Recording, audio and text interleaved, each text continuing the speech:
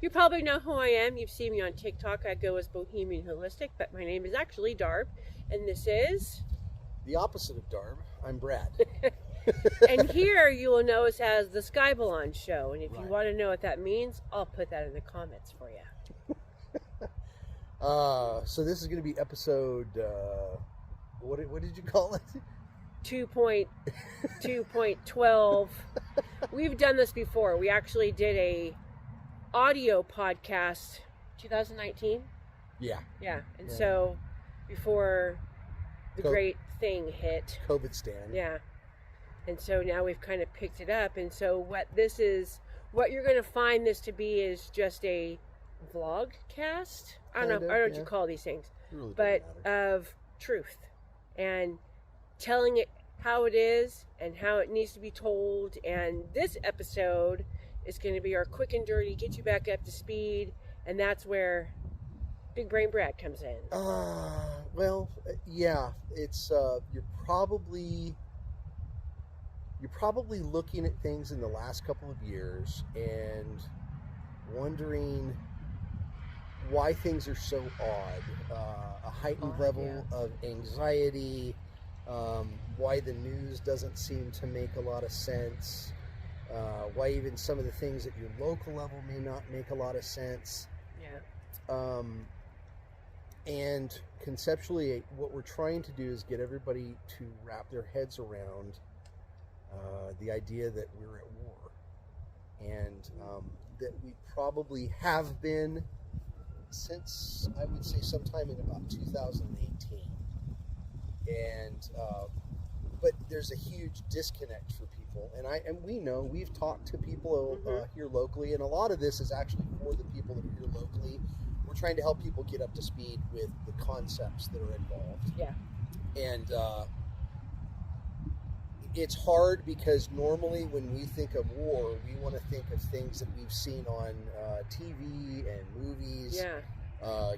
Guns and tanks and, actors that we're all familiar with, and things that happen and then get wrapped up in the course of like an hour TV show or a 2.5 hour movie. CSI, the murder has been solved every episode. And that things are simple. Yeah. And even if you look at the history of normal conflict, it's never simple. And a lot of times there's a really long lead up, and then there's an intense period of conflict, and then there's a lot of stuff that happens afterwards, and that takes a long time. And we're in the middle of a conflict, but like I said before, it's not the kind of conflict that we're all thinking of. And so Darby and I, over the last couple of years, we sat down and we were like, what are we looking at? Because something is not right. And so we started to do a lot of digging, and we started to read a lot. And research. Darby's really big on this, and we're both this. Don't believe a damn thing that we say. Please, God, don't just believe what we say. Go look this stuff up on your own. Because when you do, not only are you more likely to find truth than two idiots talking about it in their backyard. Hey. But, well, I would consider myself an idiot. I'm a nobody from nowhere. We're just trying to help people. But what you really want to do is you want to hone your own sense of discernment and critical thinking skills. Yeah.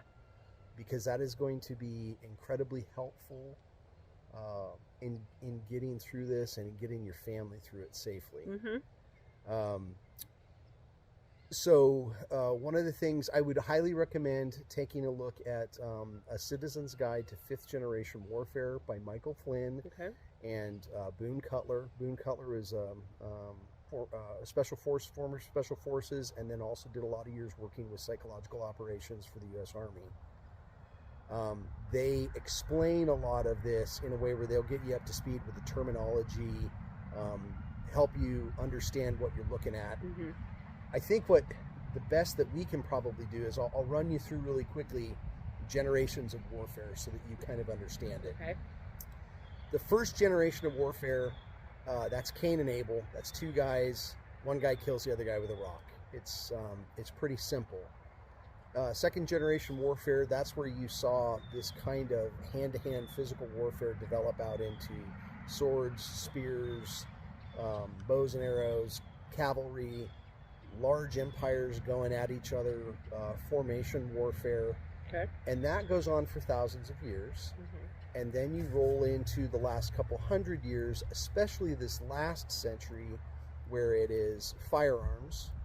You still have the combination of formation maneuver warfare, but then they start introducing things like tanks, Yeah, machine technology guns. has upgraded. Yeah, air cover, suppressive fire from machine guns, chemical warfare. All through World War I, you saw a lot of chemical warfare. And people, every generation that warfare develops, there's always a conundrum, because the people that see the next generation of warfare, they don't quite recognize it. And it works like this. So if I was like Bill and Ted's Great Adventure, I wanted to go back through history, and I wanted to grab the best warriors from different points in history and make my kind of like historic A-team of great warriors. You're going to have a cool van. Yeah, we could get a cool van. Rad. But I would go back to like the first generation warfare days, and I'd find me the Guy's biggest, the biggest rock. biggest, baddest caveman I could, and I'd go, hey buddy, we're gonna go to war, and I'd get him, and then I would fast forward a couple more thousand years, and I would grab a guy from Sparta or Rome and say, hey buddy, we're gonna go to war, and he'd grab his spear and his sword and his shield, and he'd be like, okay, I'm ready for war. Gerard Butler. Yeah, Gerard Butler. we grabbed Gerard Butler, and then the next thing I would fast forward another couple thousand years, and I'd pick up the biggest, baddest, meanest dude from, say, the Vietnam War, and he would grab his M60 or his M16 and some grenades, and he'd be like, okay, I'm ready for war. Now the problem is that the first generation warfare guy is going to look at the second generation warfare guy and go, what are you doing with all these sticks and stabby things? You just need a rock. That's all you need, just flatten somebody's head with a rock. Yeah. He doesn't understand what second generation warfare looks like. Nor does the second guy understand the third guy. Right, yeah. The second generation warfare guy with the spears and the sword is going to look at this guy from Vietnam. He's going to be like, what are you doing carrying that little piece of plastic and metal? This is war. You need to get serious about war. Well, then when he watched an M16 turn somebody's head into a canoe, he'd be like, oh, I get it. There's been a big change since when I did things. Well, that change has happened again. A lot of this has happened in our lifetime. In Vietnam, we won the third generation side of that war hands down. The United States just cleaned the clock out of the Vietnamese. If you go and you look at the history, it was terribly bad. The problem is that the Vietnamese and the Viet Cong, they were fighting fourth generation warfare, and they won the war politically. Okay.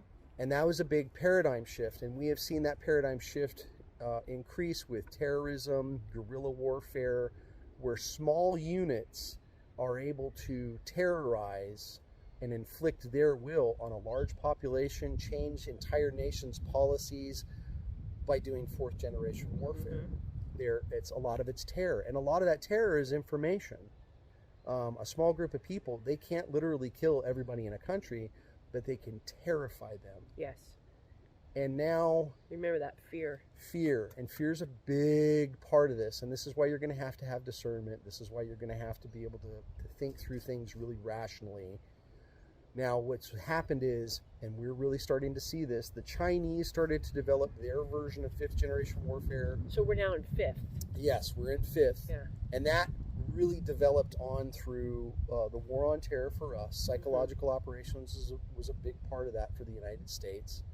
And the Chinese had developed a concept back in the 98, 99, a couple of Chinese colonels They developed a book called or a doctrine called Unrestricted Warfare, and they wrote a book, and you can actually go buy this book on Amazon. On Amazon, I was gonna say, hey.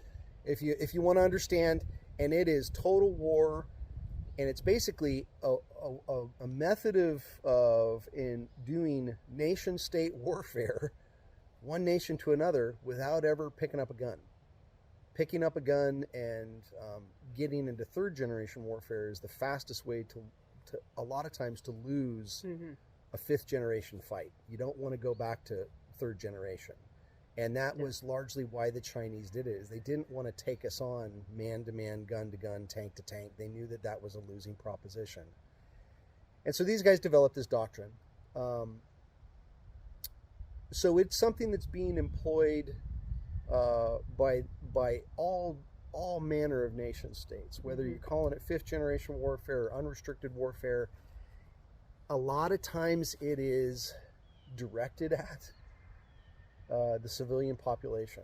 Yeah, that's what I think people need to understand. When we talk about war hundreds of years ago, you knew who you were fighting. It was this country fighting this country, this army fighting this army, this groups of political factions fighting this group of political faction. And we have to understand that today it's the same thing. It's the same thing.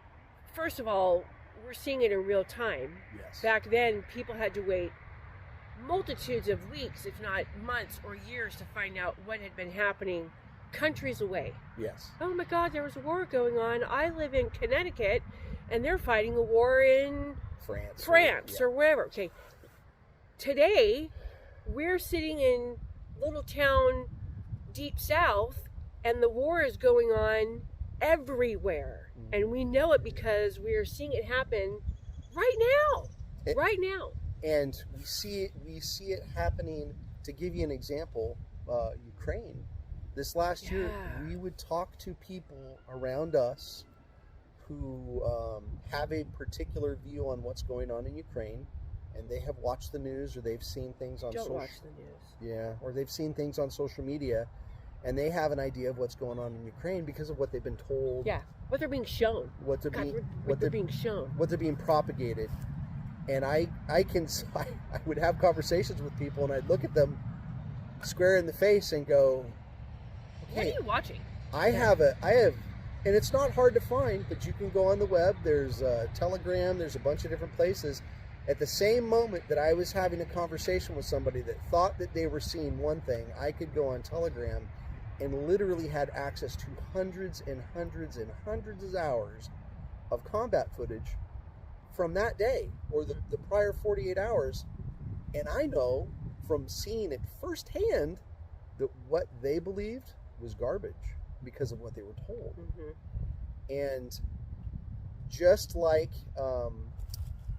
with fourth generation warfare, now you have state actors, so you have large countries that are doing the same thing, and a lot of times they're doing it to their own population. Yeah. And the good guys and bad guys are, it's hard to parse out. Nobody's wearing a uniform. No. There's no distinction. You don't see the sides unless you really, really dig down and look at events that are happening, and then go, hey, I see this happening over here, and then I see this happening over here. You can start to perceive the chess moves and counter moves. But you have to be careful. You really have to be careful who you follow, because there are a lot of dirty bad actors. Yeah, and there's a lot of disinformation people. That's why we're even telling you, don't believe us. Yeah. Go and start doing this research and looking at these things critically on your own. Yes. I'm going to tell you a big part of this is it's your relationship with him, discernment. You're going to have to look at things and understand that you're not seeing everything that you think you're seeing. Hidden in plain sight is my favorite phrase right now. There are so many things that are staring you straight in the face, and they're mocking you. They're laughing at you, and they're doing it to your face, and the general public is like, trying to tell, and this is the thing, is instead of taking a lot of time and effort and building up an army to go and kill the civilian population of my enemy, which would be hard. I'd have to go and invade their country and take over everything. It takes a lot of money. It takes a lot of money and a lot of effort. Or I could use fifth generation warfare, and I could convince the population of another state to, I don't know, take a product or eat something and just convince them to kill themselves. Mm-hmm. And if you will listen, Ooh. you've probably heard Darby saying some things, and I'm telling you right now, that's why some of the things that you're seeing don't make sense. You can take an entire world population and tell them you can save yourself if you just wear a thing and you stand 27 feet apart from each other and you don't look at each other and you never leave your house. We will save the world. And they're reinforcing a state of fear by which they will funnel you into, just like cattle into a slaughterhouse. Mm-hmm. You got to funnel that herd down into the channel that leads into the slaughterhouse, and in that narrow channel of the slaughterhouse, there will be things that they will convince you to do which are ultimately really not good for you. Yeah. And I think we can all understand what that is, and we need to understand that is happening with everything. It's happening with everything. It's happening with law. It's happening with information. Mm-hmm. It's happening with what we think of as wisdom. It's happening with food.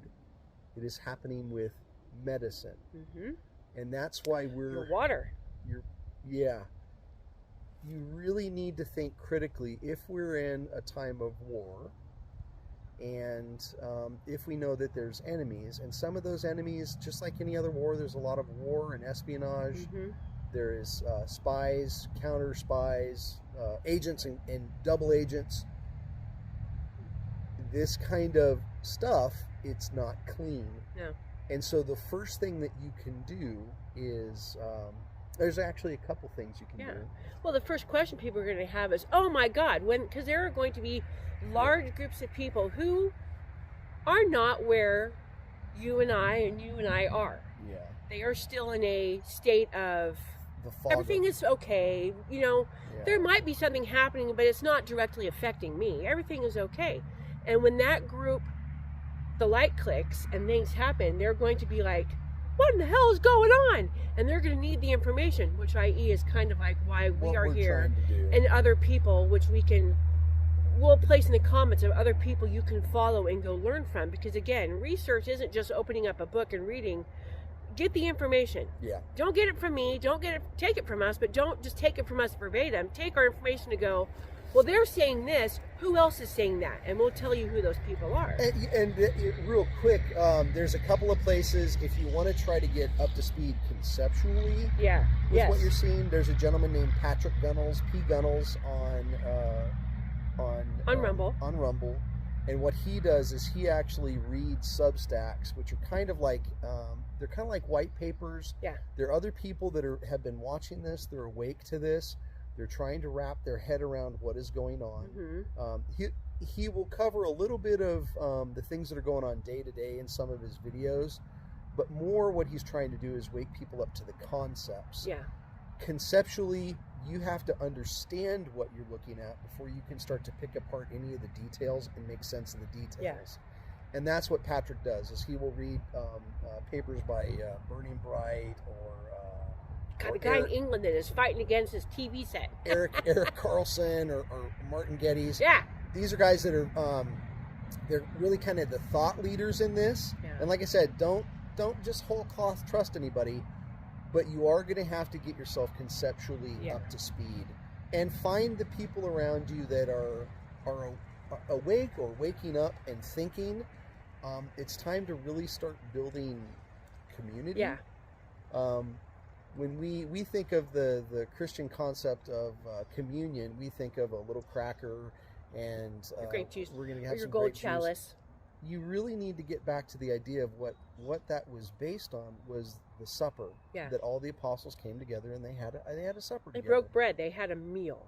And so I really think it's time for community. It's time for getting that close-knit group of people that's around you. Reach out to them, sit down, have a meal together, and start talking about some of this stuff. Have a conversation like this. Join the conversation. Leave comments. Talk to us. We want to interact. We want this to be not just us talking you through a box. But we want you to, if you have questions, ask questions. Well, if we can't answer questions, we're going to direct you to people who can. I mean, that's just kind of what it is. And it's not. It's a daunting task. When I first started digging into this, really seriously dug into this, and because I had a lot of questions when COVID stand, as we call it, started, I was seeing things in the 6 months leading up to that had me, because I was still thinking in kind of a 3-dimensional frame of mind. I was terrified. I knew that we were looking at something very, very bad. By the time we got into October, November of this was 2019. The things that had been going on in China, I don't know if anybody remembers, but there were massive riots in Hong Kong. Yes. Massive riots in Hong Kong. And that rioting was actually bleeding over into China. And China, a top-down totalitarian communist regime, you have to understand that that's 1.45 million people, or billion people. And the size of my yard. And the Communist Party is a relatively small organization. And so if 1.4 billion Chinese people get really angry at the Communist Party will be the Communist pate. Isn't it really quick? Aren't they doing something like? Aren't they finally doing that now? Yes, and you're actually starting to see a lot of the pushback against the government that we were seeing back then happening now. And so there was a lot of understanding that COVID, as we saw it, really may have been, if you know your history, back in Hungary, when Hungary stood up and was protesting against the Soviet Union and the influence of the Soviet Union rolled in the tanks. And they suppressed that revolution very, very brutally. Now, there's an understanding that in a modern world, and especially after what happened with Tiananmen Square, that China couldn't just roll in the tanks quite so easily. And so that maybe what we're seeing with the coronavirus was rolling in the tanks in a different way. Little tiny tanks. And they were able to suck all the oxygen out of the room. And they were able to get control of what was going on in China with the lockdowns. And that spread worldwide. And that other nefarious actors really wanted to ride that horse home. And that's Event 201. There's all kinds of other stuff. You're starting to see the things with the Great Reset and the World Economic Forum and just a bunch of really nasty stuff that we'll cover at another time. Understand that it's not hopeless. In the end, if you've read the book, you know that he wins. Hands down. That you can't outsmart eternal in Greek when you're talking about an eternal Father, eternal God. Eternal means timeless. It's very, very difficult, if not completely impossible, to outwit a guy playing chess against you who's outside of time. Just can't do it, because he can see everything. He can see all the moves forward and backwards, and there's no way to surprise him. So in the end, the boss wins. Now, we still have our part to play in this. And we want to let you know that you're not, it's not unwinnable. It's not unattainable. Waking up to the reality of this can be scary, but you need to not be afraid. Which goes back to that question I posed a little while ago. People are going to finally wake up and go, all this is happening. What am I, lowly person? How can I make any difference? How can I fight back against this? You can't. You can. You have to put your money where your belief system is. The old phrase was, put your money where your mouth is. Well, I think today the best way to state it is, how do you fight back against the man? Who are you supporting with your dollars? Yes. Who are they supporting with your dollars? That's the key. In fifth generation warfare, where every side is trying to keep away from this devolving into third generation warfare, because that it really won't work out if it goes that direction. Mm-mm. They're largely hooked, just like any other war, they're largely hooked to supply chains and logistics. Yes. And we have a way that you can really, really mess up the enemy's plans. Oh, yeah. And we'll leave it at that. Yeah. There are alternatives. There are ways to... I come from a 60s, 70s generation military family, and it was stick it to the man. That was what we were always taught, and that's really what it is. And if you are really, really dedicated to making a change in your family, making a change in your life, and going, I'm not putting up with this crap anymore. I don't want to deal with this anymore. I'm tired of being screwed. I'm tired of the world screwing me. I'm tired of being screwed locally and economically and financially. Same thing, sorry, redundancy. I'm tired of being screwed in what I eat and how I take care of my family with health and wellness. What do?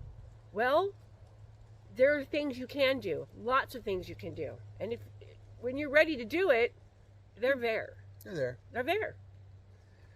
And we're here to help you with that. And we're going to help you with that. So, I think that's probably a lot of word vomit for episode 2.9.15 A B C D E F G. I mean, really. So we thank you very much for spending this time with us. Yeah. And we're going to be hitting you up again. You're lucky we're cute to look at. Oh, I'm cute to look at. He's cute to look at.